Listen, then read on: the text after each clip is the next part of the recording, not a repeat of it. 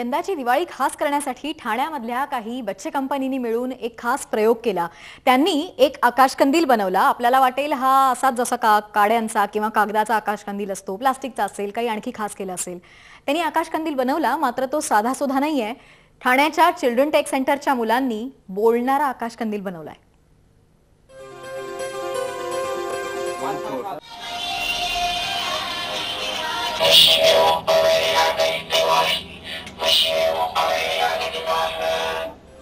अचानक कानावर पडलेले हे शब्द ऐकून दचकलात का?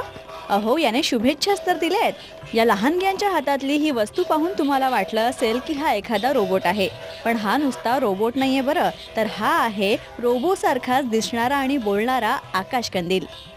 ठाण्याच्या चिल्ड्रन टेक सेंटरच्या आदित्य निर्मले, श्रिया मोंडकर, राधिका गारगोटे आणि आकाश पितळे या छोट्या उस्तादांनी हा बोलणारा रोबोट तयार केलाय।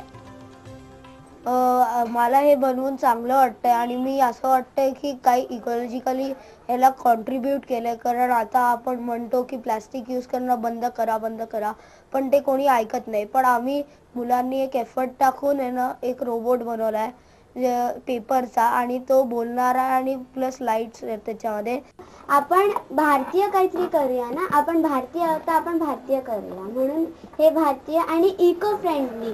आता सगळे प्लास्टिकचे बनलेले असतात लॅन्टर्न, तर मग कागदाचे बनवलं। आम्ही एक इको फ्रेंडली रोबोट बनवलाय जो पेपरनी बनलाय, आणि आम्ही त्याच्यात असं एक फंक्शन टाकलंय की ते बोलतं रोबोटिक व्हॉइस मध्ये, हॅपी दीपावली, शुभ दीपावली। शालेय विद्यार्थ्यांना तंत्रज्ञानाशी जोडण्यासाठी चिल्ड्रन टेक सेंटर ही संस्था काम करते। या सेंटरचे प्रमुख पुरुषोत्तम पाचपांडे यांच्या मार्गदर्शनाखाली हा अनोखा बोलका कंदील तयार करण्यात आलाय। या कंदिलात व्हॉइस रेकॉर्डिंग डिव्हाइसचा वापर करण्यात आलाय। रेकॉर्ड केलेला आवाज यात स्टोअर केला जातो आणि मग प्ले केला जातो। हा मेसेज प्ले करण्यासाठी काही सेन्सर्स सुद्धा वापरण्यात आले आहेत। टेक्नॉलॉजी क्लास म्हणून मुलांसाठी वेगळं काय करता येईल, सो त्याच माध्यमातून हा एक उपक्रम सुचला की आपण एक रोबोटच्या आकाराचा बोलणारा आकाशकंदील बनवूया। सो संपूर्ण भारतीय बनावटीचा असेल आणि मग फक्त कंदीलच न बनवता त्यामध्ये काहीतरी व्हॉइस म्हणजे मुलं स्वतःच्या आवाजात एक ग्रीटिंग मेसेज टाकू शकतात, जो येणाऱ्या जाणाऱ्या लोकांना तो ऐकवता येईल। विजेची बचत करण्यासाठी कंदील तयार करताना सोलर पॅनलचा वापर सुद्धा यात करण्यात आलाय। दिवाळीनिमित्त बाजारात अनेक चायनीज कंदिलांची रेलचेल असताना संपूर्ण भारतीय बनावटीचा हा बोलका कंदील सगळ्यांसाठीच एक आकर्षण ठरतोय। प्रेरणा भराडे, जय महाराष्ट्र, मुंबई। हे छोटे उस्ताद या बातमीत आपल्याला 4 दिसले, मात्र ठाण्याच्या चिल्ड्रन टेक सेंटरमध्ये पुरुषोत्तम पाचपांडेंनी अशा 20 मुलांना एकत्र जमवलं होतं आणि यंदाची दिवाळी या सगळ्यांसाठी खूप खास आहे, त्यांच्या घरच्यांसाठी देखील, कारण त्यांनी त्यांच्या मुलांनी स्वतः बनवलेला बोलणारा आकाशकंदील त्यांच्या घरामध्ये आहे आणि येणाऱ्या जाणाऱ्यांचं स्वागत करतो आहे। चिल्ड्रन टेक सेंटरचे प्रमुख पुरुषोत्तम पाचपांडे आणि त्यांची अशी जीनियस लहानगी जीनियस आपल्या सोबत आज जय महाराष्ट्राच्या स्टुडिओमध्ये आहेत। अनय ताम्हाणे, शर्विन जोशी, ओंकार साठे आणि स्वतः पुरुषोत्तमजी देखील आपल्या सोबत आहेत। तुम्हा सगळ्यांना दिवाळीच्या शुभेच्छा जय महाराष्ट्राच्या वतीने। आणि सगळ्यात पहिला प्रश्न पुरुषोत्तमजी आपल्यालाच आहे माझा, ही कल्पना तुमचीच बरोबर? हो। कधी तुम्हाला सुचलं की यंदाच्या दिवाळीत आपण अशा शुभेच्छा द्यायच्या? ॲक्च्युली जेव्हा दिवाळीची चाहूल लागली तेव्हा असा विचार होता की आपण काहीतरी वेगळे यावर्षी मुलांसाठी करूया। सो त्यातूनच ही कल्पना सुचली की वेगळं करायचं तर काय करायचं। मग बरेचसे विचार त्याच्यावरती झाले। शक्यतो आम्ही लॅबमध्ये चर्चा करतो की आपण काय करू शकतो मुलांसाठी, आणि मुलांशी सुद्धा मी डिस्कस करतो ओपनली की आपण ह्याच्यामध्ये काय करूया। सो त्या डिस्कशनमध्ये काही गोष्टी आल्या की आपण एक जस्ट रोबोट सारखा दिसणारा कंदील बनवूया। ओके। मग नंतर जेव्हा 1-2 दिवस त्याच्यावरती गेले की आम्ही विचार केला की आपण बनवूया, पण नंतर डिसाईड केलं की फक्त दिसणारा कशाला, जर आपण टेक्नॉलॉजी जेव्हा शिकतोय तर फक्त दिसणारा नाही तर तो आपण त्यामधून आवाज कसा येईल हाही आम्ही प्रयत्न केला, आणि त्याच्यावरती साधारणतः काही डिव्हाइसेस आम्ही वापरले की ज्यामधून आवाज कसा आणता येईल। त्यासाठी काही आयसीज बघितल्या, व्हॉइस रेकॉर्डिंग आयसीज, आणि त्याचा वापर करून तुमची थिअरी आपण नंतर समजून घेऊया, कारण सायन्स म्हटलं की मला आधीच थोडंसं घाबरायला होतं। मात्र मी इथे आपल्यासोबत अनय आहे, त्याला विनंती करते किंवा ओंकार कुणीही हा कसा बोलतो ते प्लीज आम्हाला एकदा ऐकवून दाखवा ना सगळ्यांना। ह्याच्यात हा सेन्सर आहे ज्याच्यावरून जेव्हा कोणी जवळ येईल तेव्हा हे सेन्स होईल आणि ऑटोमॅटिकली स्टार्ट होईल। अच्छा, म्हणजे तो कायम नाही वाजत राहत बरोबर? नाही, त्याच्यामुळे आपण इलेक्ट्रिसिटी पण वेस्ट नाही करूया आणि मग त्याला काही अर्थ नाही राहत की कोणालाही येऊन तो कंटिन्यूअस चालू जर तो वाजत राहिला असता तर त्याचा काही अर्थ नाही। मग कसा वाजतो तो, तुम्ही त्याला वाजवून दाखवाल का? हा असा हँग होणार बरोबर.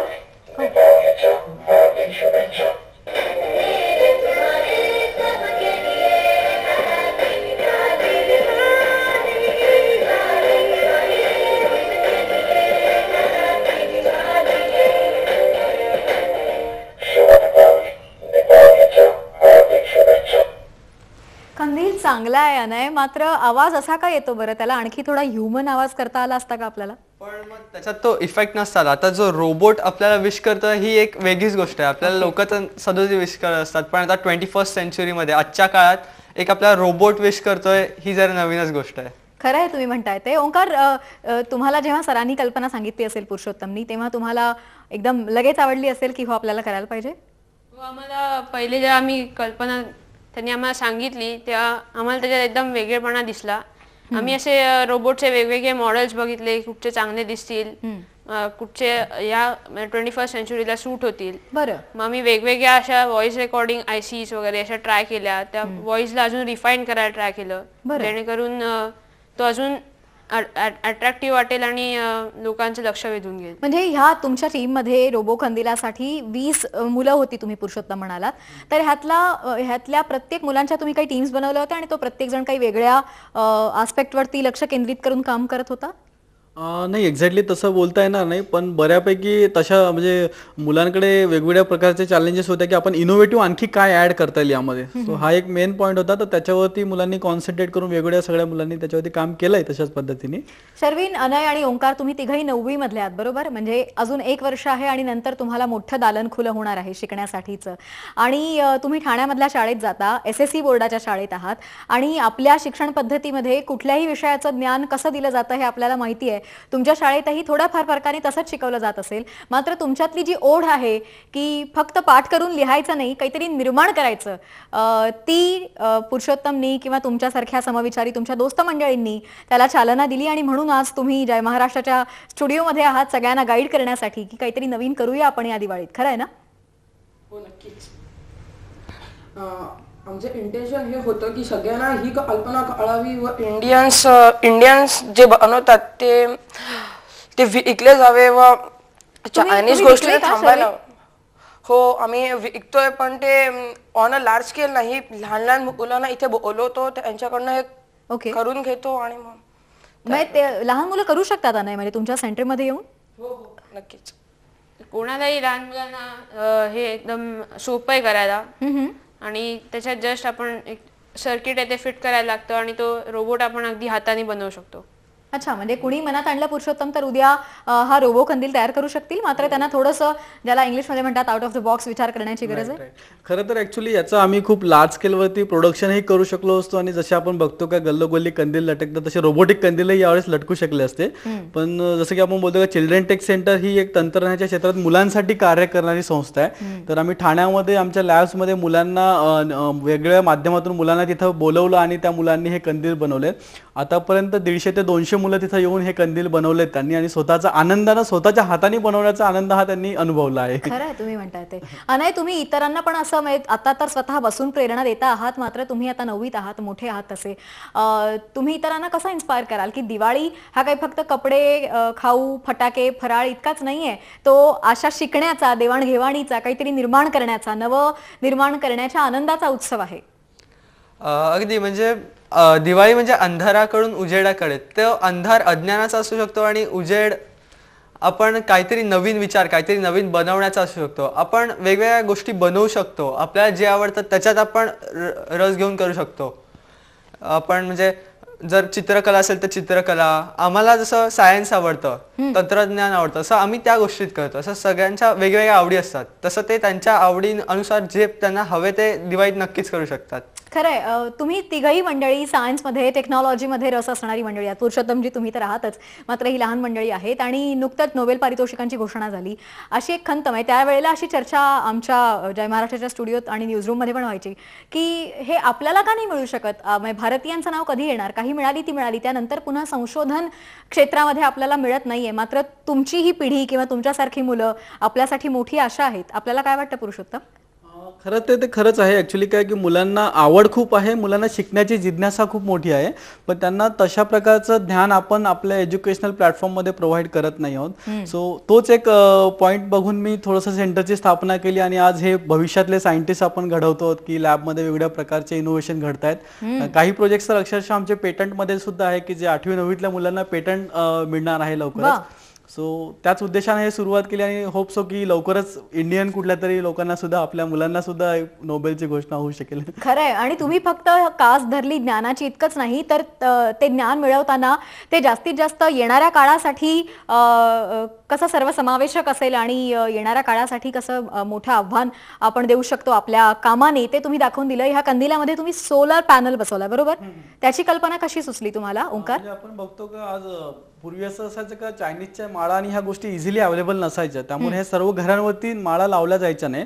पण आता चायनीजच्या माळा इझिली अवेलेबल असल्यामुळे प्रत्येक घरी त्या यूज केल्या जातात आणि त्यामुळे जो वापर जो आहे इलेक्ट्रिसिटीचा वापर जो आहे तो खूप मोठ्या प्रमाणात म्हणजे दिवाळीच्या 5 दिवसामध्ये ऑलमोस्ट 4 ते 5 पटीने इलेक्ट्रिसिटीचा वापर आपण करतो. आणि काही घरं काही पाडे अजूनही आत्ताच आपण पाहिलं की विजेविना आहेत.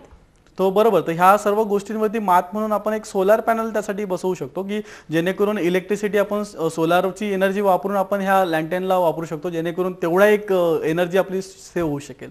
ओंकार, तुम्हाला आणखी काही सांगायचं आहे तुमच्यासारख्या शिकणाऱ्या यंग जिनियसेसना? हो नक्कीच. आपण अशा दिवाळीत वेगवेगळे उपक्रम करू शकतो ज्याच्यात आपल्याला रस आहे.